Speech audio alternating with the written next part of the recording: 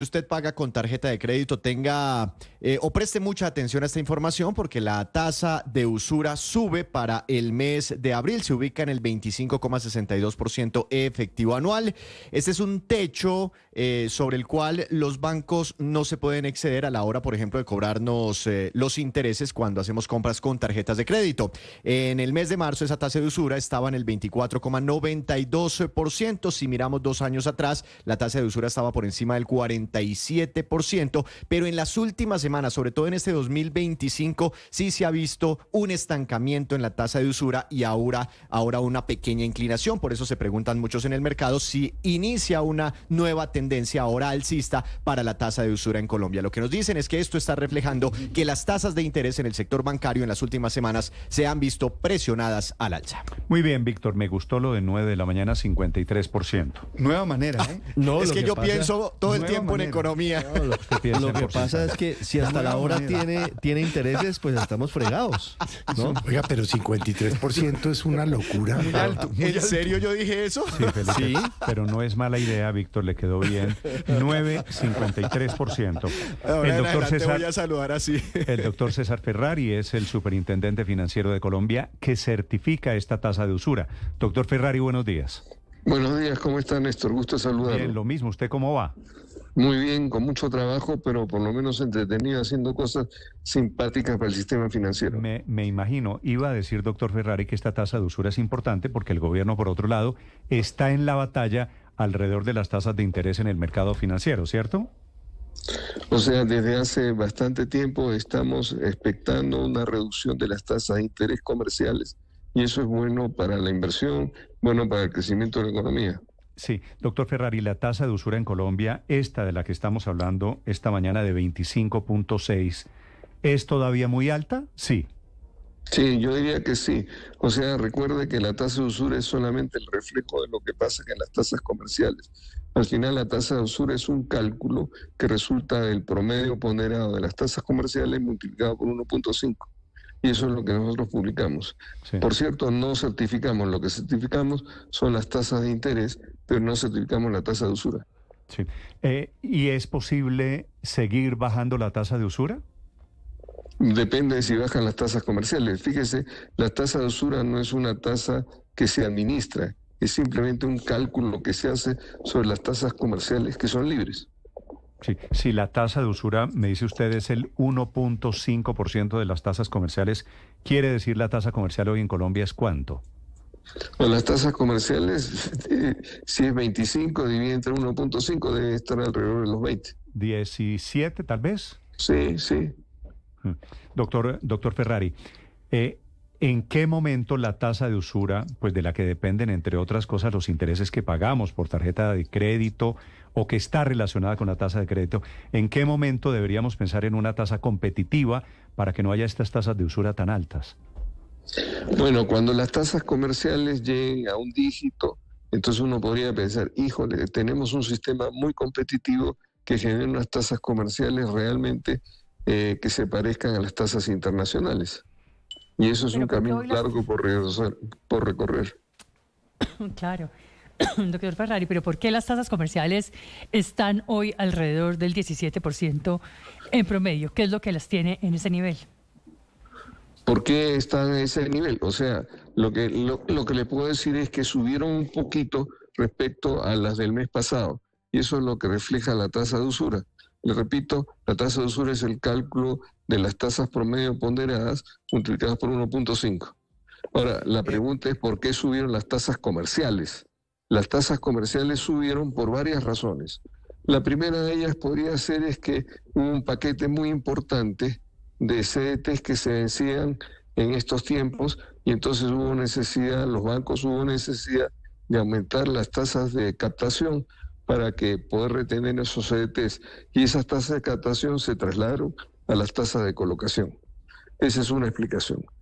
La otra explicación es que hubo un aumento importante del salario mínimo. Ese salario mínimo generó más demanda en los mercados y eso produjo que subieran las tasas de interés. Al mismo tiempo que subían los costos de las empresas, precisamente por el aumento de la tasa de interés. Entonces, hay muchas explicaciones que pueden apuntar. Pero doctor Sí. Ferrari, perdóneme, lo interrumpo ahí. Es Ajá. decir, el aumento del salario mínimo no es inocuo, que fue lo que le entendí al ministro de Hacienda ayer. Bueno, lo que pasa es que las grandes empresas tienen un porcentaje importante de salarios mínimos, pero las grandes empresas solamente tienen el total de empresas representa el 9% o 7% del total de empresas del país. Entonces, en ese sentido, el salario mínimo no necesariamente es muy importante, pero de todas maneras, el aumento del salario mínimo produce un aumento de los costos de las empresas y por otro lado, cuando la gente tiene más, se le aumenta el salario mínimo, tiene más ingresos disponibles y va con más dinero al mercado y compra más y eso genera un aumento de la demanda por créditos y ese aumento de la demanda por créditos, si no hay una oferta que vaya simultáneamente ese aumento de la demanda, pues suben las tasas. Eso es lo que estamos viendo. Doctor Ferrari, ¿cuánto es el margen de intermediación? A ver, voy a aclarar la pregunta. La intermediación es la diferencia entre tasas de captación y tasas de colocación, ¿cierto? Sí. Que en Colombia ha sido siempre muy alta. Es muy alta realmente y eso refleja un poco las pocas condiciones de competencia que hay en el mercado.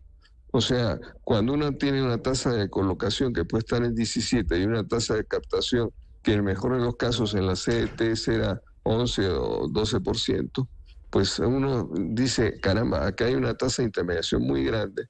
Y eso simplemente lo que está reflejando es lo que está pasando en el mercado. Lo que tenemos es tasas de colocación muy elevadas y tasas de captación muy bajas. Pero eso es lo que pasa siempre. Dígame. Profesor Ferrari, ¿qué opina usted de esos estudios que se han conocido recientemente que dicen, que muestran esa relación entre la tasa de usura, que es el tema del que estamos hablando, y el gota a gota? Y que dicen más o menos que con una tasa de usura más bajita, más crece el gota a gota, porque más gente es expulsada del crédito formal hacia el crédito informal. Y muchas de esas conclusiones indican que por eso la tasa de usura debería eliminarse en el país. ¿Usted qué opina? ¿Usted cree que la tasa de usura se debe eliminar? ¿Que sí hay una relación entre la tasa de usura y el gota a gota? A ver, déjeme responderle por parte su pregunta. Si usted me pregunta a mí, como académico, si debe eliminarse la tasa de usura, yo le vengo diciendo hace mucho tiempo que por supuesto debería eliminarse, que esa de alguna manera es una restricción del mercado. Ahora, si usted me pide por qué pasa eso con las tasas de usura, le digo porque esa es consecuencia de lo que está pasando en las tasas comerciales. Ahora, si usted me dice, no, lo que pasa es que la tasa de usura cuando está muy alta, cuando no está lo suficientemente alta, que es lo que aducen algunas personas, pues las personas no tienen acceso al mercado y prefieren irse al gota a gota. En ese caso uno diría, la restricción que impone la tasa de usura provoca que mucha gente que están dispuestas a pagar unas tasas mucho más altas se vayan al mercado de gota a gota porque el sistema formal no los puede atender. Ahora bien, la pregunta es, ¿y realmente esa gente logra pagar esas tasas de interés? Mire, lo que también observamos nosotros es que la tasa de mora aumenta precisamente para esos segmentos de personas que van a tasas de interés las más altas posibles que pueden ver en el mercado. Y claro, mire, en inglés se dice willingness to pay, voluntad de pago.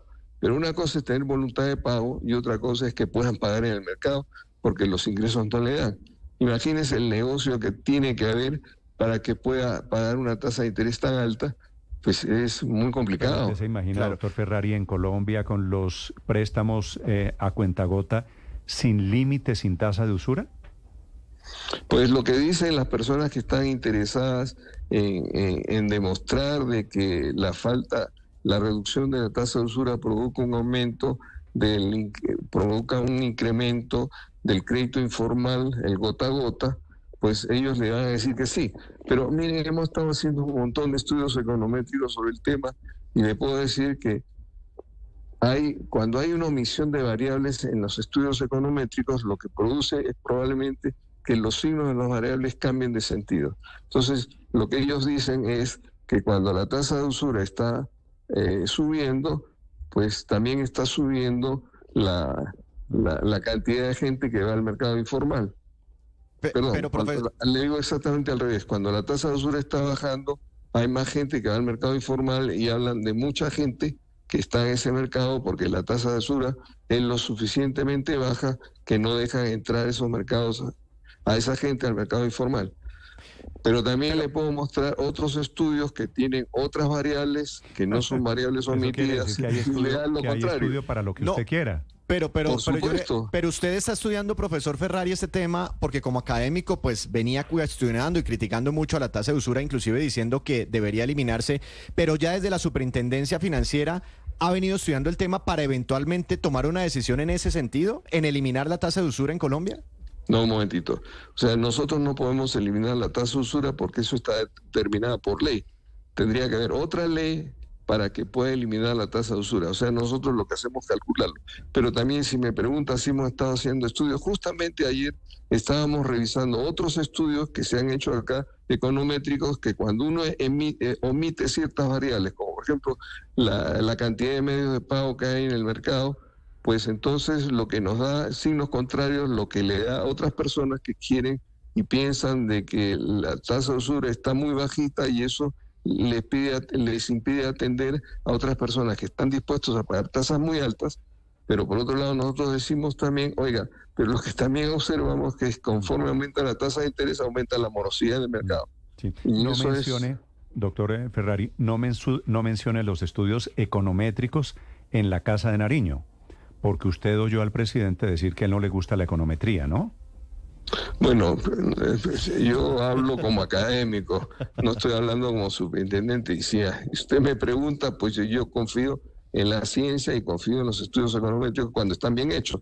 Pero lo que pasa es que cuando se emiten ciertas variables... Yo también, pero que todo lo contrario. El presidente Petro dijo esta semana que él no le gustaba la rama econométrica, que es la utilización de métodos aritméticos, matemáticos, estadísticos para predecir el comportamiento económico, pero bueno, es una disquisición mía aquí.